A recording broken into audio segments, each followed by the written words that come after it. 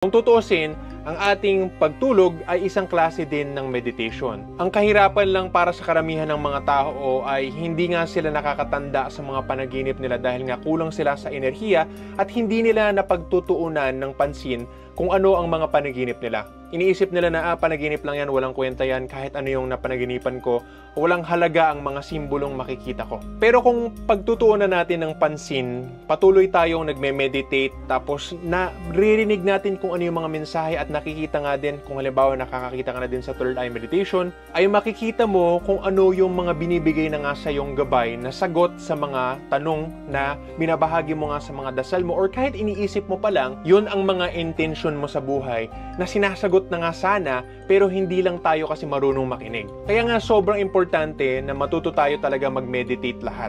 Ang Panginoong Hesukristo, kung naniniwala ka nga sa Kanya, ay nagturo sa mga apostol sa kung paano mag-meditate, pero hindi pa na ituro sa pangmalawakan talaga yung pag-meditate. Dahil nga umabot yung panahon na kailangan na siyang patayin. Pero may mga iba nga na nakakuha yung mga mystic na grupo na bahagi ng mga iba-ibang religions na nag-gets kung ano yung ibig sabihin nga ng Panginoong Hesukristo, na kailangan natin mag-meditate para makinig doon sa mga mensahe ng Diyos. At kahit nga hindi pa tayo nakikinig sa mensahe ng Diyos, ay pakinggan muna natin yung sarili nating katawan na nagbabahagi na nga sa atin ng mga kaalaman, lalo na tungkol sa sarili nating kalusugan. Mas mapapangalagaan natin ito kapag matuto tayong makinig. Karamihan kasi sa mga tao ay nagkakaroon ng sakit dahil nga sa sobrang stress, sa sobrang tinatawag nating anxiety, na paikot-ikot yung iba-ibang mga damdamin natin sa kalooban natin dahil nga ay wala tayong panahon para maproseso kung ano yung mga nangyayari sa atin sa araw-araw. Sa halip nga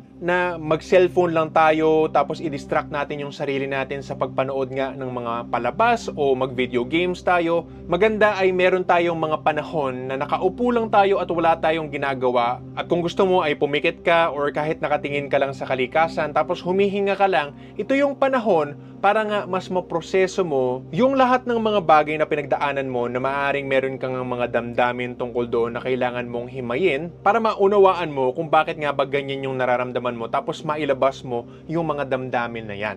Kapatid, kung nagustuhan mo ang video na ito at gusto mo ng mas detalyado at masinsinan na pag-aaral nga sa lahat ng mga tinuturo ko at maging katulad ko o di kaya ay mag-improve lang sa pangkalahatan sa self-improvement papuntang langit, sana makasali ka sa Sikihor Healer School. Ito ang exclusive membership site ko na may bayad ayon sa level ng membership na gusto mong i-avail. Sana magkita-kita tayo sa loob ng Sikihor Healer School. Salamat po at God bless.